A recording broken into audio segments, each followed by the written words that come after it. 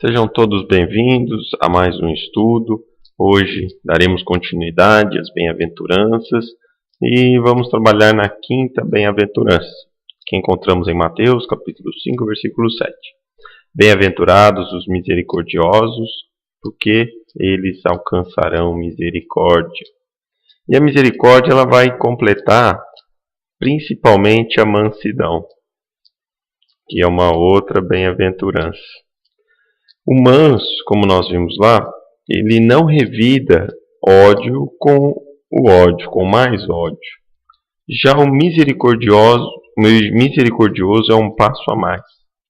Ele vai conseguir ter compaixão do ofensor e amá-lo.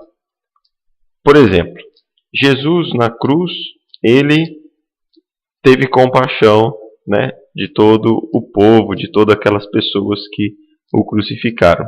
Tanto é que ele diz: Pai, perdoa-lhes, porque não sabem o que fazem. Não significa que nós devemos apoiar, já falamos isso também, não devemos apoiar a ação errada. Não é isso. Que são contrárias às leis divinas. Nós devemos separar a ação e executor. Reprovar a ação e nos empenhar em bloqueá-la. Mas, por outro lado, não podemos julgar, não podemos odiar aquele que fez aquela ação.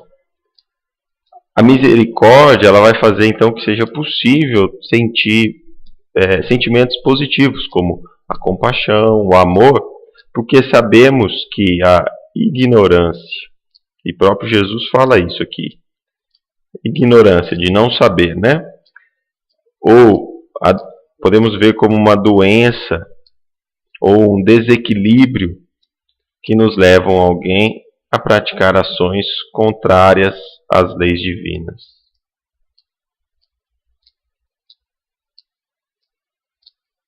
Então essa é a causa, dos comportamentos contrários às leis e que nós devemos então ser misericordiosos.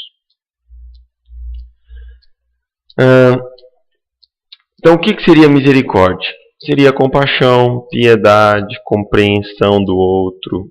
E já é uma forma de estar começando a mostrar aqui o amor também. Então, como que nós vamos entender essa bem-aventurança? Seria: bem-aventurados os misericordiosos, que se compadecem dos justos, dos injustos, dos ricos, dos pobres, dos bons, dos maus, entendendo que não existem seres, criaturas sem problemas e que estão sempre dispostos à obra de auxílio fraterno a todos. Aqui eu queria só comentar uma coisa, que a justiça ela tem um contraste aqui com a misericórdia.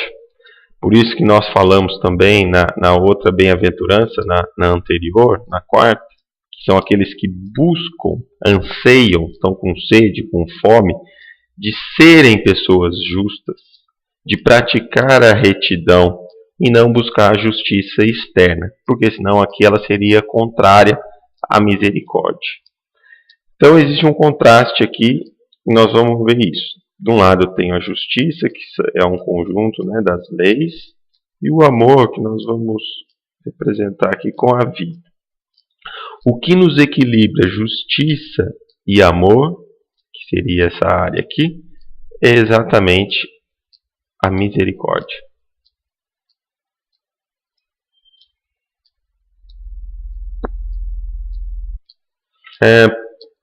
O amor sem a justiça tornaria a estrada ou a nossa vida um caos, uma anarquia. Por outro lado, a justiça sem o amor faria com que a gente vivesse apenas num mundo de vinganças, de ódio e de sofrimento. Então, o papel da misericórdia é unir amor e justiça de uma forma equilibrada.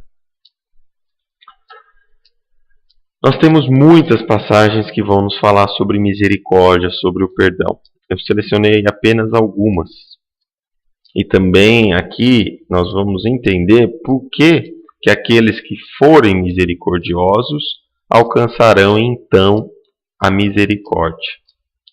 Então lá em Mateus, no capítulo 18, versículos 23 a 25, nós vamos encontrar um rei que foi cobrar uma dívida, né, de uma pessoa que o devia 10.000 talentos.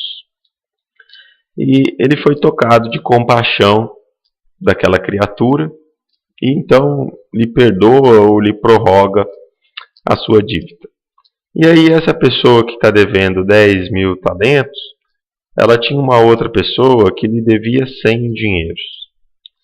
E ela então foi cobrar, mas ela não teve a misericórdia. E aí o que o rei fez quando ele soube disso? Ele foi lá e condenou essa pessoa que deve os 10.000. E aí Jesus nos fala que se não perdoarmos, né, também não seremos perdoados. Nós também podemos lembrar que certa vez Jesus, diante de uma mulher adúltera, né, ele fala assim, olha, aquele que nunca tiver cometido o erro, né, o pecado, uma transgressão das leis divinas, pode aqui ter sido ações, né, até mesmo os pensamentos ou sentimentos. Pensamentos ou sentimentos. Quem nunca errou, tudo bem que atire a primeira pedra contra ela. E aí, claro, que todo mundo encontrou alguma falha e foi embora, se afastou. Dos mais velhos aos mais novos. Tem uma que está muito clara em Mateus 6, no versículo 14 e 15. Porque se perdoardes aos homens as suas ofensas, também vosso Pai Celestial vos perdoará. Se, porém, não perdoardes aos homens as suas ofensas, também vosso Pai não perdoará as vossas ofensas. Então aqui está bem claro que aqueles que conseguirem perdoar, que forem misericordiosos, também receberão. E aí nós vamos ver que a misericórdia é um atributo do Criador. O que Jesus nos fala é isso, que o Criador, ele tem essa misericórdia. Como a gente vai entender isso? A misericórdia do Criador seria infinita. Então vamos imaginar um oceano, né, que para nós é uma coisa enorme, fica até difícil de imaginar. Cada um de nós vai recolher apenas uma parcela idêntica à que a gente usa como misericórdia. Por exemplo, uma pessoa que tem pouca misericórdia, ela vai lá nesse oceano e vai tirar só uma xícara de misericórdia, porque ela tem pouca misericórdia. Aquele que tem muita misericórdia, ele já vai tirar um caminhão-pipa de misericórdia, né? Porque ele tem muita misericórdia.